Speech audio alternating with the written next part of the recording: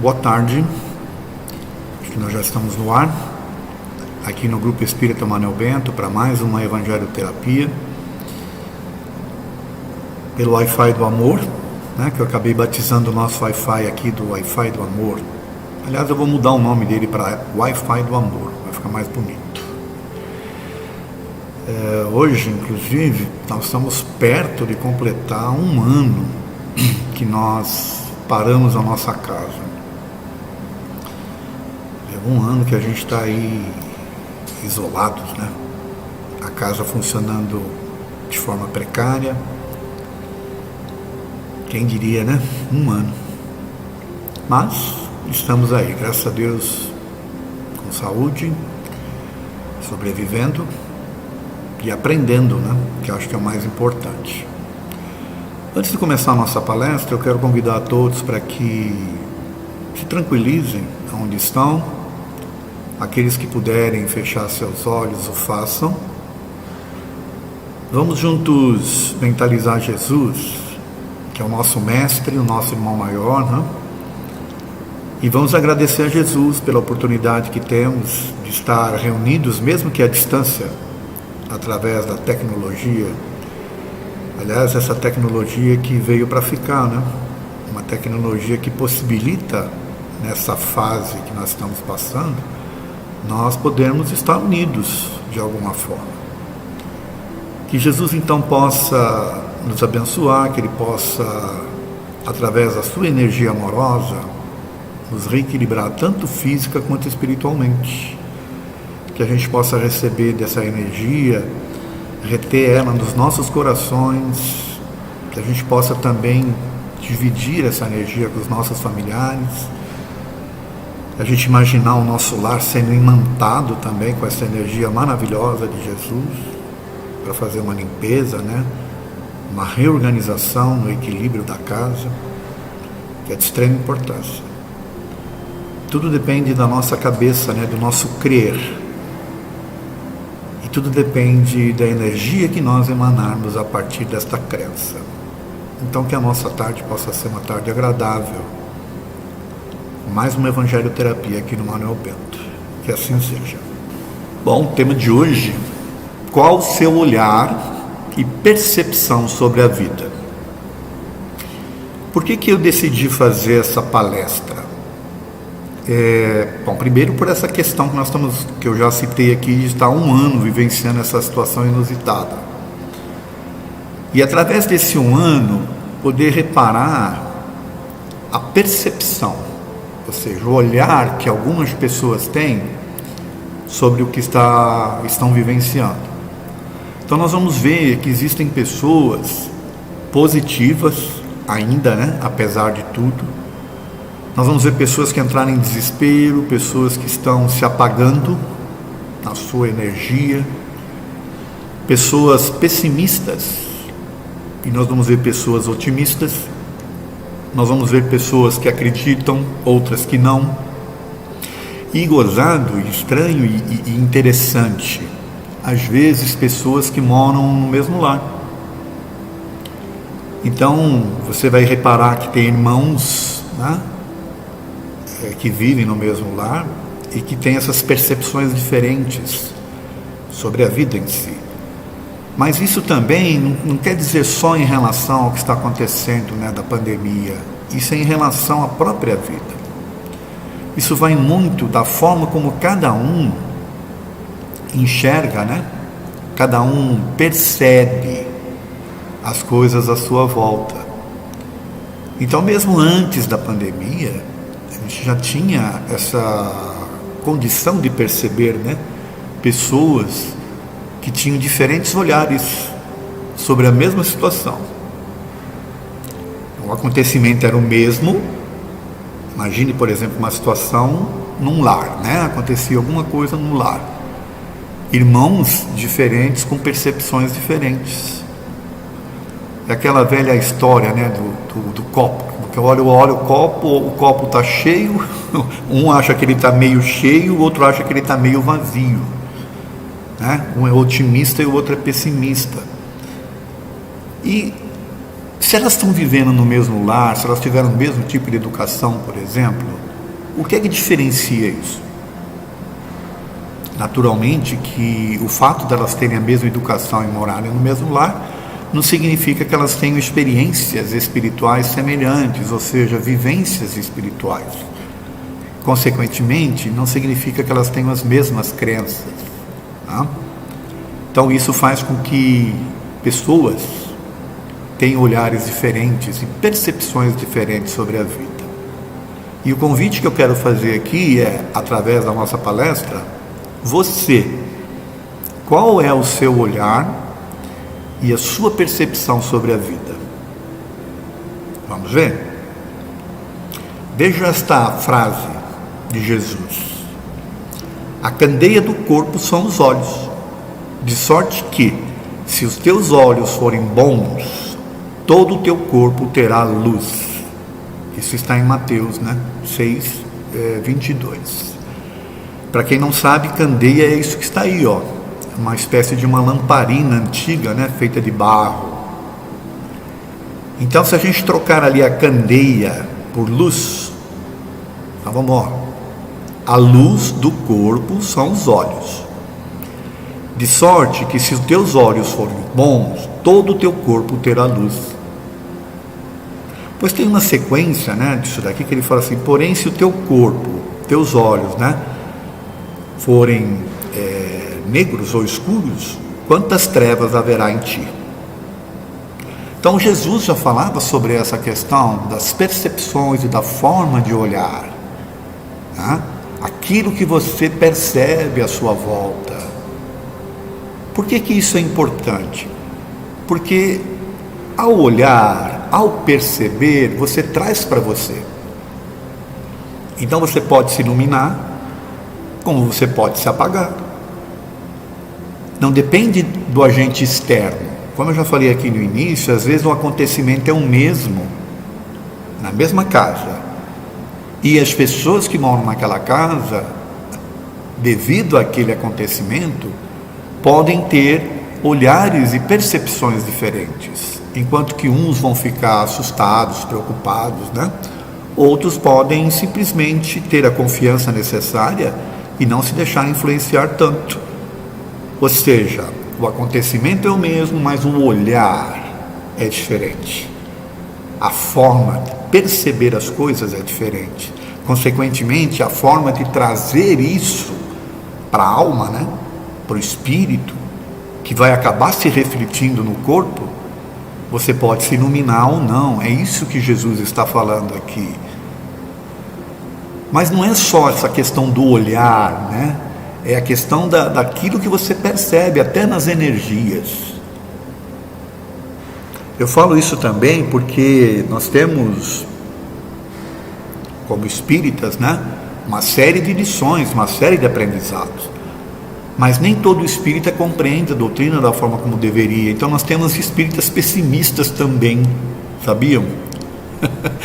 Parece estranho falar isso, Espírita pessimista, mas tem.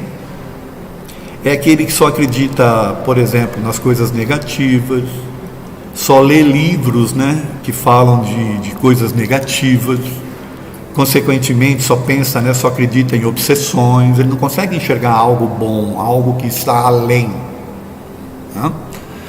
Os espíritos que vieram apresentar a doutrina espírita falaram de equilíbrio. Eles não estavam sofrendo no plano espiritual, esses espíritos que vieram trazer as informações. Todos eles estão equilibrados em planos, não tão elevados assim, porque eles não são espíritos puros, mas em planos elevados, equilibrados, felizes.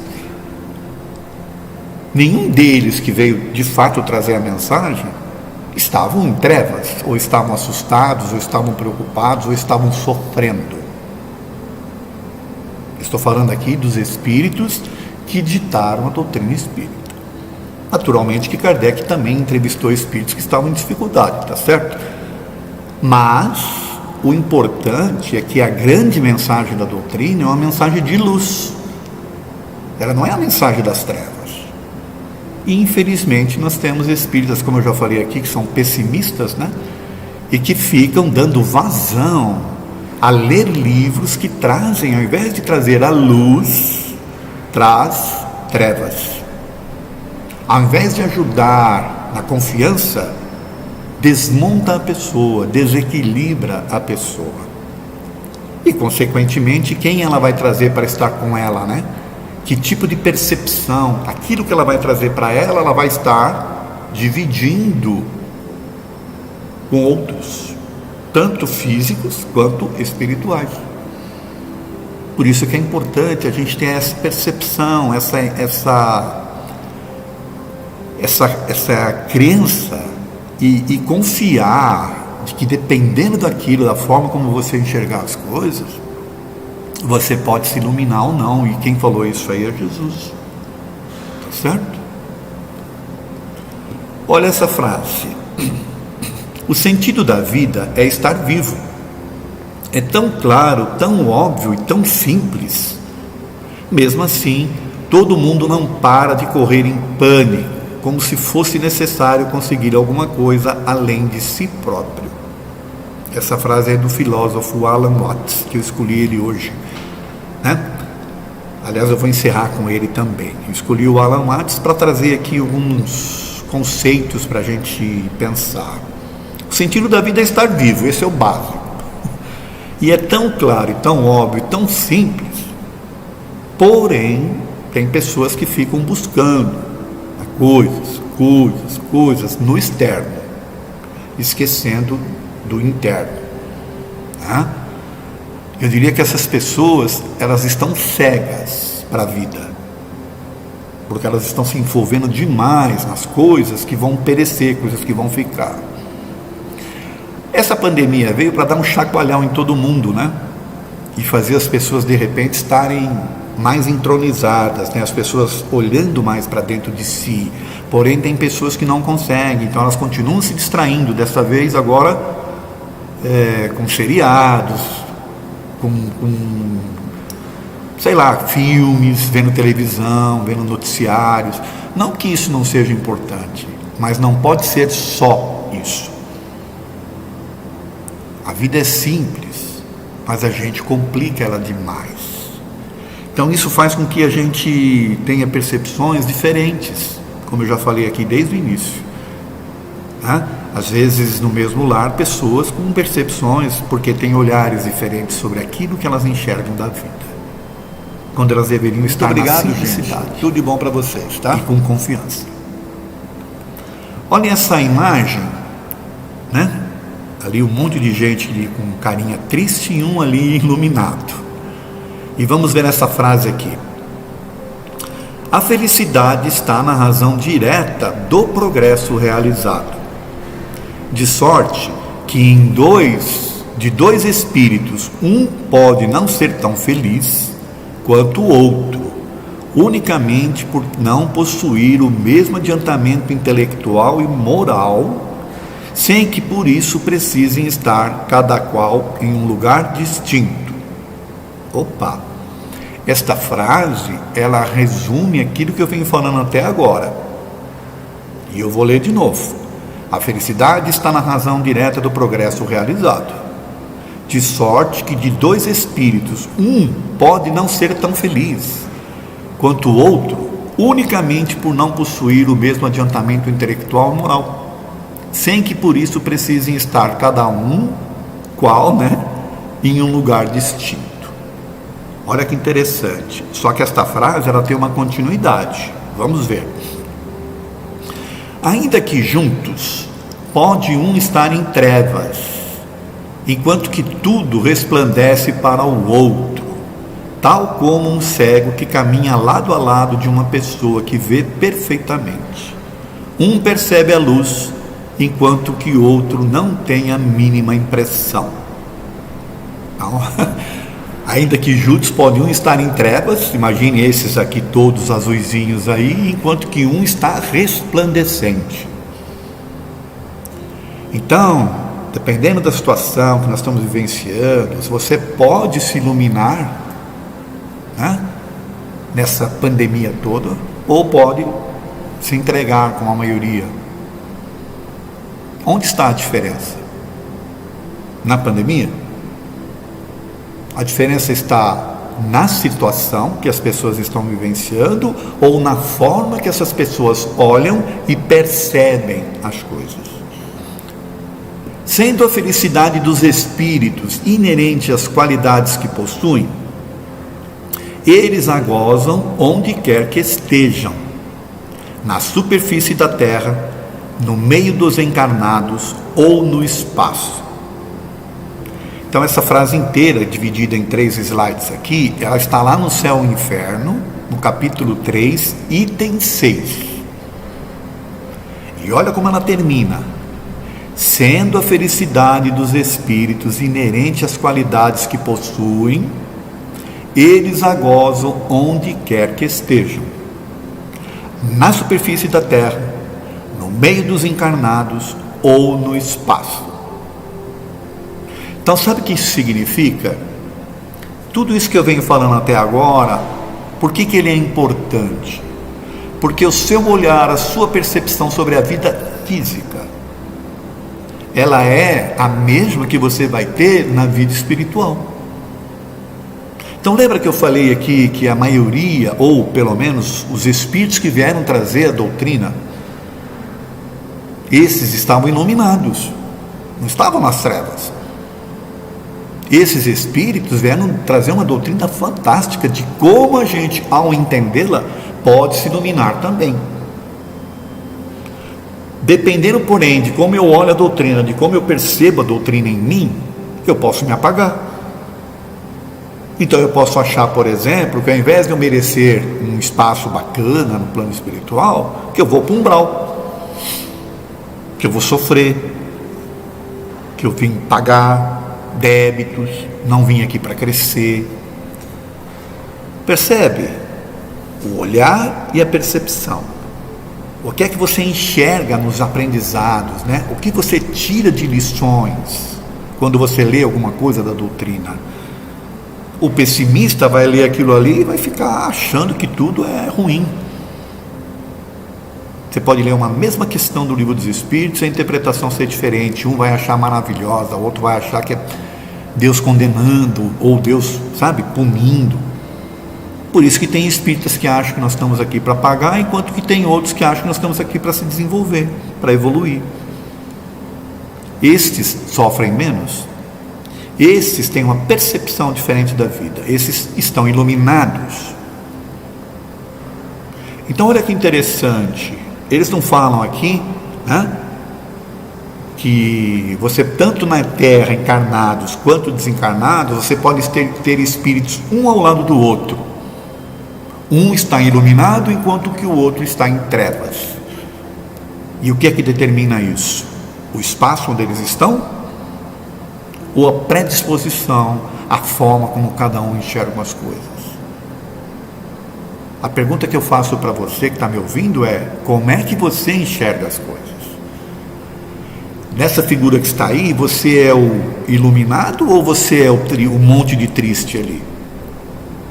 Quando você chega, as pessoas se sentem bem à sua volta ou elas se apagam? Porque nós somos responsáveis por isso também. Então olha que interessante, não?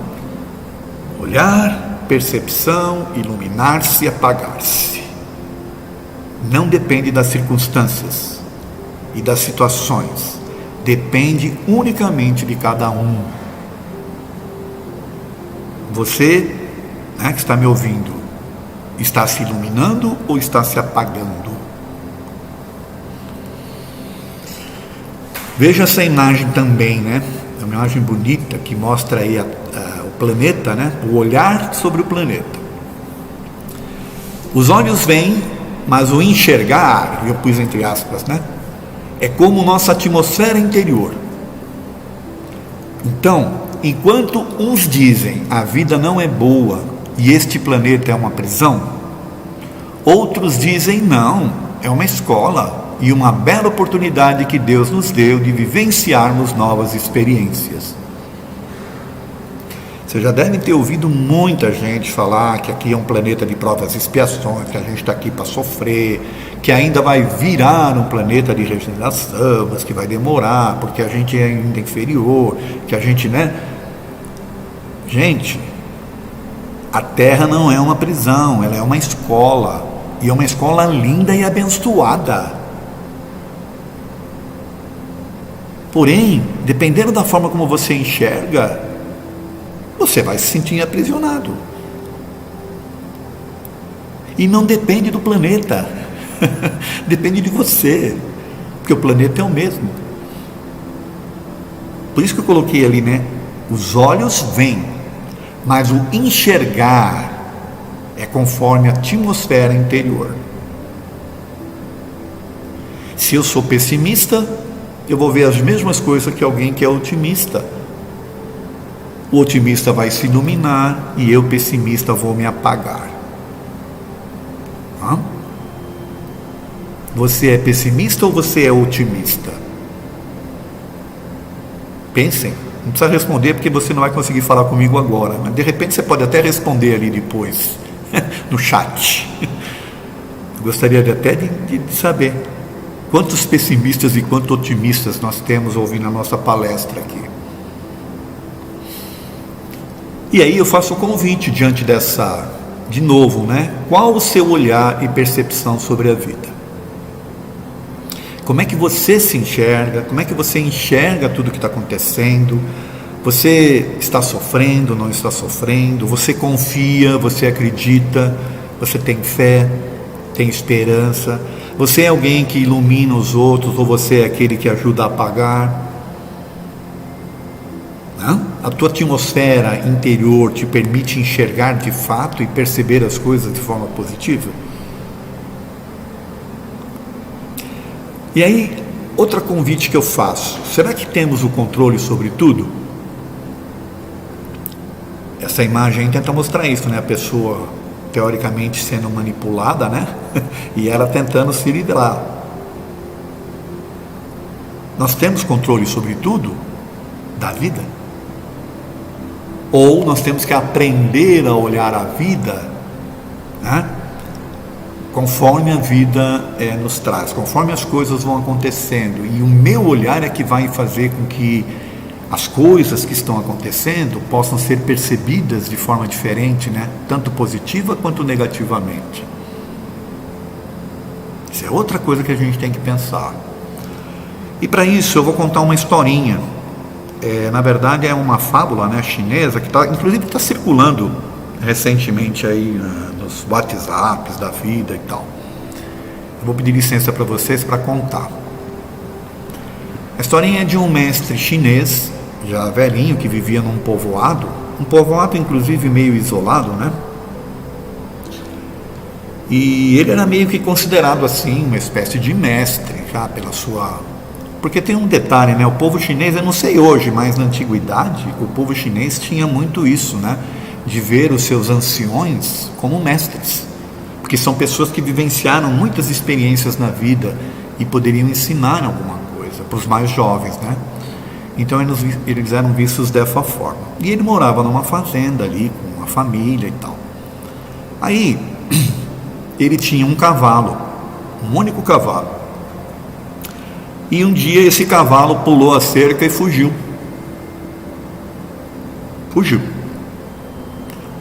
Aí ele, né, ficou meio assim suspenso. Os vizinhos, que tinham um velhinho ali em alta conta, né, foram até ele e falaram: nossa, que azar, hein? Seu único cavalo fugiu, e agora e tal? É muito azar. Aí o velhinho olhou para eles, né, e falou: talvez. Pode ser azar ou não. Talvez. Aí o pessoal ficou em suspenso. Mas como assim? O cavalo foge e não é um azar? Talvez. Bom, aí passou um tempo. O cavalo que tinha fugido, ele acaba voltando. Só que ele volta e traz com ele 7 cavalos selvagens. Olha que interessante. O cavalo fugiu, depois de um tempo voltou e trouxe 7 cavalos selvagens com ele.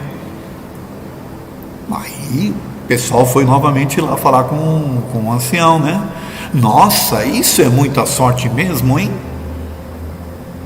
O cavalo tinha fugido, agora trouxe mais 7, puxa, isso é mesmo sorte. Aí o ancião olha e fala, talvez. Aí o pessoal fica em suspenso de novo, né? Como assim talvez? Hã? Bom, passa um tempo, o filho, um dos filhos, né, mais novo, do ancião, decidiu domar um daqueles cavalos selvagens que tinha vindo com o outro cavalo, né, que eles tinham. E aí, nessa tentativa de domar o cavalo, ele acabou sendo derrubado e quebrou uma perna. Tá? Quebrou a perna e aí foi aquele desespero, né? Ainda mais afastado, cidadezinha e tal. Cuidado, um garoto com a perna quebrada. Lá vem os vizinhos novamente. Nossa, que azar do seu filho. Isso é muito ruim, certo? Dessa vez ele não pergunta. Isso é ruim, certo? Aí o ancião, talvez. Mas como assim? O menino quebrou a perna, isso é ruim. Talvez. Por quê? Passado mais alguns dias, vêm os soldados, né? Visitando o vilarejo e vai até a fazenda também ali para... Eles estavam convocando os jovens para ingressarem no exército, porque eles iam ter uma batalha, uma guerra. Porém, o fato do menino estar com a perna quebrada não se alistou. Ele não poderia se alistar.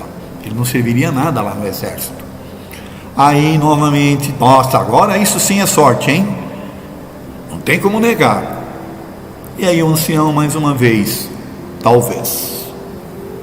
Bom, a história é meio interessante, né? Porque os fatos vão acontecendo e o ancião, com a sua experiência de vida, vai deixando as coisas fluírem e ver o que tem de lição, sabe, o olhar que ele pode ter sobre as coisas e as percepções que ele pode ter sobre as situações. Então ele não estava tomando decisões de sorte, azar, de amaldiçoar, de, sabe, né? Talvez.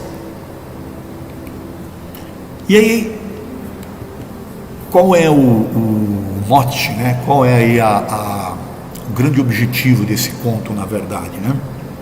Essa questão aqui, ó. Será que nós estamos largados na vida sem qualquer assistência superior? Deus nos largou aqui? Ele acreditou, colocou, e aí você que se vire, não tem nenhum tipo de assistência, não tem espíritos superiores olhando por nós, ou nós temos de fato, né, situações em que a gente percebe que existe sim uma assistência. Quantas pessoas, por exemplo, olhando, né, inclusive a questão da história, quantas pessoas, por exemplo, elas passam numa rua, cai uma telha do lado da pessoa, a pessoa, nossa, que sorte, a telha poderia ter me acertado a cabeça, poderia estar morrendo. E aí passa uma semana, a pessoa adoece, né, e acaba tendo problemas de saúde. Por quê? O que é que determina a telha não ter acertado a pessoa para depois ela ter problemas de saúde? Os pessimistas e os espíritas, né, que acreditam em coisas tenebrosas, já vão dizer, não, é porque a telha não era para acontecer, ele tinha que sofrer a doença mesmo. Será? Será que é isso? Cada um de nós tem, sim, né, um programa aí, mas o que acontece nesse nosso programa, quem determina somos nós, dependendo da forma como a gente enxerga e da forma como a gente se posiciona diante dos fatos. Então, até que ponto sorte ou azar são situações acidentais? E o quanto de responsabilidade nós temos nos fatos? Porque nós temos a vida, questões de azar e de sorte, elas são determinadas ou elas são construções? Pessoas que têm um olhar negativo elas têm uma tendência a ter mais sorte ou ter mais azar nas suas vidas? Pessoas que têm um olhar tenebroso, como fala Jesus, né? Você enxerga as coisas e você pode obscurecer a sua alma. Que futuro elas terão? Como é que a gente vivencia essas situações? Ah, a pandemia está aí, que azar, hein? Aí eu vou falar que nem o ancião. Talvez. Será? O que eu posso tirar de lição da pandemia? O que eu estou falando aqui é espiritualmente, tá, gente? Não é materialmente. A gente não pode esquecer que nós somos espíritos encarnados, usando um corpo físico, vivenciando situações. Então, espiritualmente falando, o que eu consigo tirar de lições da pandemia? Eu posso construir coisas boas para o meu espírito, tá certo? E aí eu trouxe Jesus aqui, porque a gente vai encerrar, tá bom? Por isso vos digo, não andeis cuidadoso quanto à vossa vida, pelo que haveis de comer ou pelo que haveis de beber, nem quanto ao vosso corpo, pelo que haveis de vestir. Não é a vida mais do que o mantimento e o corpo mais do que o vestuário? Isso está lá em Mateus também, no 25. É uma sequência daquele Mateus 6, 22 que a gente viu lá, dos olhos, né? Que o olho é a candeia do corpo. Então é uma sequência. E aí, a proposta que Jesus faz aqui. Por que eu estou tão, cuidadoso quanto a vida? Eu não confio, eu não acredito. Eu não tenho fé.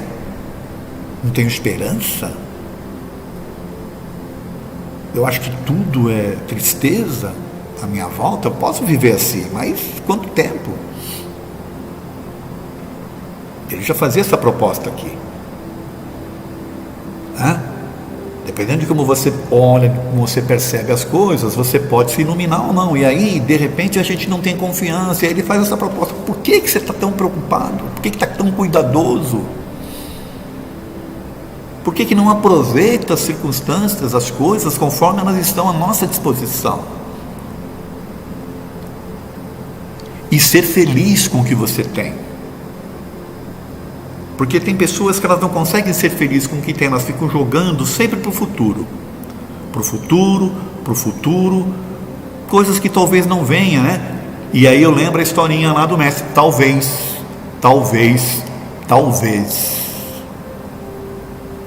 É para pensar, certo?